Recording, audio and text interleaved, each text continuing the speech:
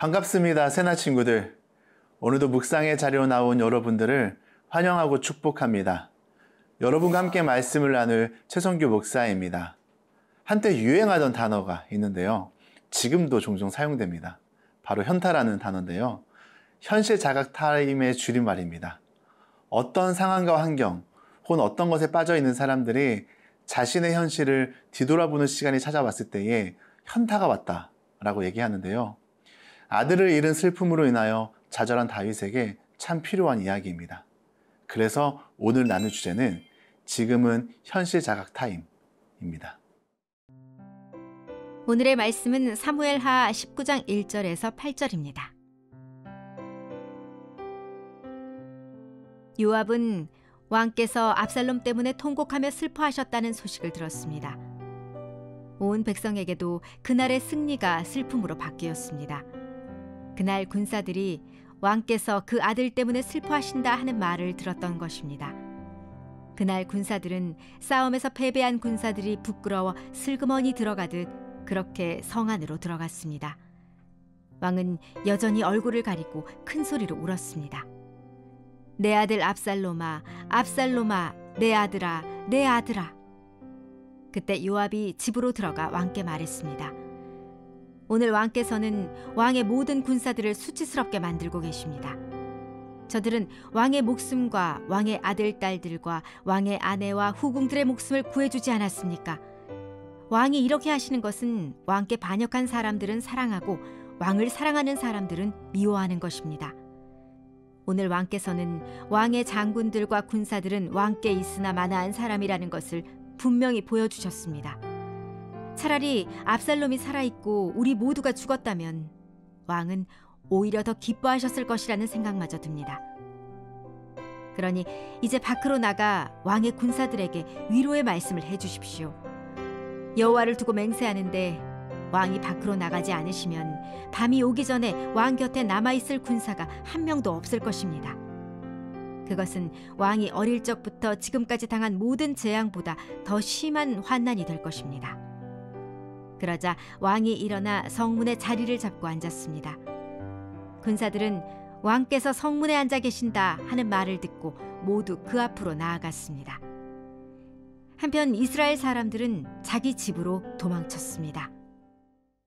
1절에서 2절 말씀 함께 읽겠습니다.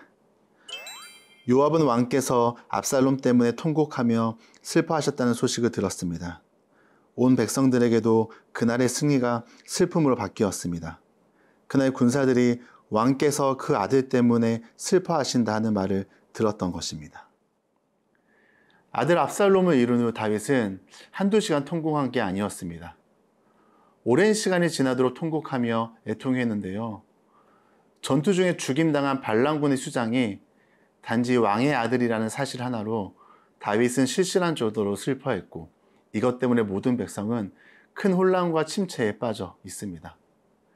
사실 다윗의 군대는 목숨을 걸고 전쟁에 임하였잖아요. 여행 간 게 아닙니다. 생명을 걸고 온 힘을 다해 전쟁을 치르며 승리를 거두고 왔는데요. 함께 기뻐하며 축하해야 되는데 수고한 이들을 위한 축제 현장이 만들어져야 되는데 마치 이들이 패잔병처럼 패전한 군대처럼 다들 눈치를 보면서 기가 주고 성으로 들어왔습니다.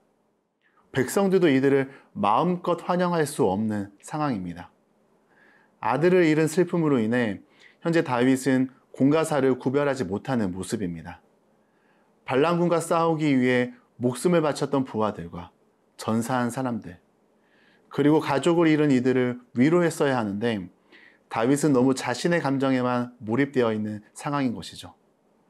사실 우리도 상처를 크게 받아서 너무 고통스러우면 주변 사람을 신경 쓰지 못할 때가 있습니다. 내가 너무 고통스러우니까 다른 사람들은 다 이해할 것이라고 생각할 수 있는데요. 이것이 짧으면 이해가 가지만 길어지면 이기적인 사람이 되기 쉽습니다. 특별히 리더가 그럴 경우 미치는 파급 효과는 더 크죠. 우리 또한 어떤 어려움으로 어떤 문제로 일상에서 중심을 잃어버리고 흔들릴 때가 있습니다. 무엇이 더 중요한 것인지 분별하지 못할 때에 어떠한 상황이 찾아올까요? 오늘 말씀처럼 나뿐만 아니라 내가 속한 공동체도 어려움에 빠질 수 있다는 것입니다. 사랑하는 새나 친구들, 어려움이 찾아올 때에 감정에만 매몰되어 있기보다는 말씀을 통해 하나님의 인도하심을 구하는 믿음의 영적 자세가 필요합니다. 말씀을 통해 묵상하는 삶을 통해 감정이 아닌 전체를 볼 수 있는 믿음의 시선을 가지는 우리 새나 친구들이 되길 축복합니다.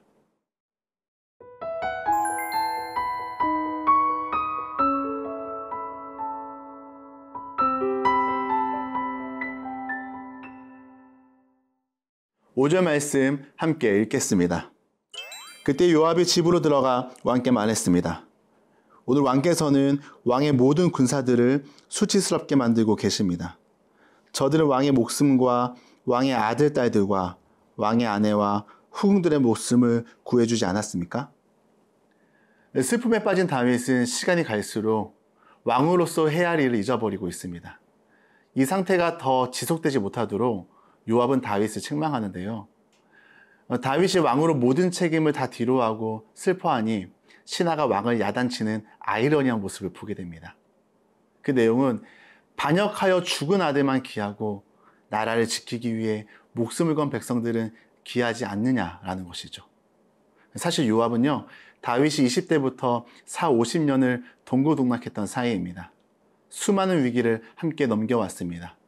실질적으로 요압은 왕의 친족인데요. 그런데 그가 다윗에게 비아냥거리면서 직격탄을 날리는 것이죠. 그리고 7절을 보면 지금 정신을 차리고 백성을 위로하지 않으면 오늘 밤 백성이 왕을 다 떠날 것이라고 얘기하는데요. 협박에 가깝습니다. 선을 넘은 표현이죠. 지금 자기 위치를 넘어서서 얘기하는 것입니다. 아무리 가까운 사이이고 오랫동안 함께 해온 사이라고 해도 요압은요, 신하고 다윗은 왕입니다. 이렇게 무례하고 과격한 언어로 얘기할 필요가 없는데요. 사실 어떤 의미에서 다윗이 아들을 잃게 된 슬픔의 제공자는 요압입니다. 압살롬을 너그럽게 대해주라는 다윗의 당부에도 불구하고 요압은 잔혹하게 압살롬을 죽이죠.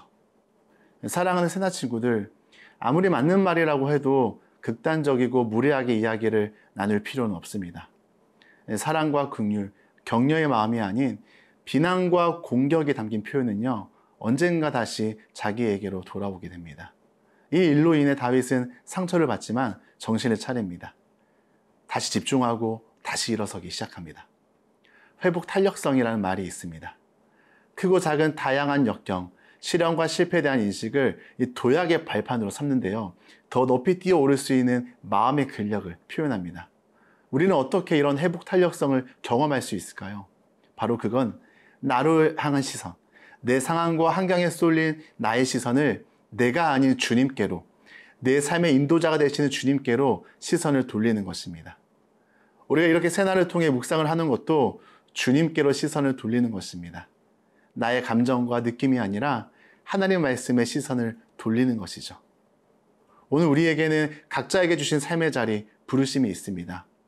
설사 나의 연약함으로, 나의 환경으로 인해 혹시나 주님이 주신 삶의 자리에서 우리가 소홀히 하거나 회피하고 있다면 오늘 말씀을 통해 회복 탄력성을 얻기를 축복합니다. 오늘도 부르심의 자리에서 주님이 기쁨이 되어 살아가는 우리 새나 친구들이 되길 축복합니다. 사랑하는 주님, 우리의 삶에 어려움이 찾아올 때에 상황과 환경, 감정에 매몰되지 않기 원합니다. 말씀을 통해 전체를 볼 수 있는 눈을 허락하시고 나의 감정과 느낌을 넘어 하나님 말씀의 시선을 돌리며 살아가도록 도와주세요. 예수님의 이름으로 기도드립니다. 아멘.